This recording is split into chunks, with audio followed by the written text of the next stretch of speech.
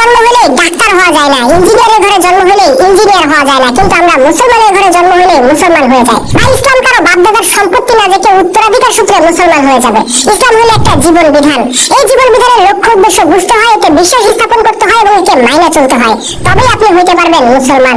সারা বিশ্বের মানুষ যদি বলে পশ্চিমাদের তোর বিধান উত্তম, মুসলমান বলবে আল কোরআনের বিধান উত্তম।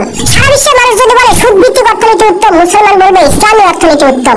সারা বিশ্বের মানুষ যদি বলে অধিকাংশ মানুষ যেটা বলবে সেটা হবে আইন, মুসলমান বলবে আল্লাহ যেটা বলবেন সেটা হবে আইন। সারা বিশ্বের মানুষ যদি বলে মাদক উপকারী, মুসলমান বলবে মাদক হারাম। সুতরাং বর্তমান যুগে একজন মুসলমান হওয়া মানে সারা বিশ্বের বিরুদ্ধে দাঁড়ানো।